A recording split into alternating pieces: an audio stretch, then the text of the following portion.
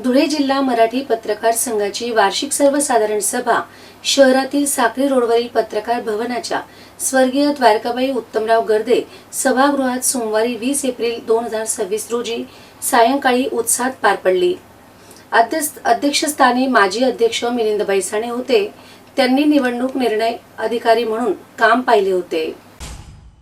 धुळे जिल्हा मराठी पत्रकार संघाची वार्षिक सर्वसाधारण सभा शहरातील साक्री रोडवरील पत्रकार भवनाच्या स्वर्गीय द्वारकाबाई उत्तमराव गर्दे सभागृहात सोमवारी दिनांक 20 रोजी सायंकाळी उत्साहात पार पडली।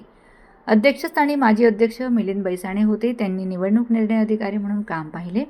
सभापटलावर मांडण्यात आलेले सर्व विषय सर्वानुमते मंजूर करण्यात आले। सभेत 2026-28 ची कार्यकारिणीची बिनविरोध निवड करण्यात आली। त्यानुसार अध्यक्षपदी मनोज गर्दे यांची एकमताने बिनविरोध फेरनिवड झाली।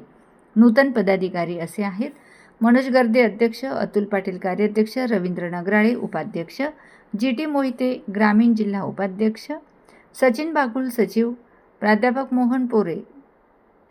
मोहन मोरे सहसचिव, तुषार बाफना कोषाध्यक्ष, प्रकाश शिरसाट प्रांतिक प्रतिनिधी, कार्यकारिणी सदस्य असे राजेंद्र भावसार, सुनील सिंह परदेशी, पुरुषोत्तम गरुड, मणेश मासोळे, धनंजय दीक्षित, तुषार परदेशी, निलेश परदेशी, कल्पेश पाठक, वीरेंद्र मोरे, शांताराम अहिरे, राम निकुंभ, रूपक बिरारी, राकेश गाळणकर, अरुण धोबी, पंकज पाटील, आकाश सोनवणे, गोरख गर्दे, संजय पाटील, शरद वैंदे, पुरुषोत्तम पाटील, दीपक वाघ, ज्ञानेश्वर ढालावले, अनिस खाटीक, भास्कर फुलपगारी यांचा समावेश आहे।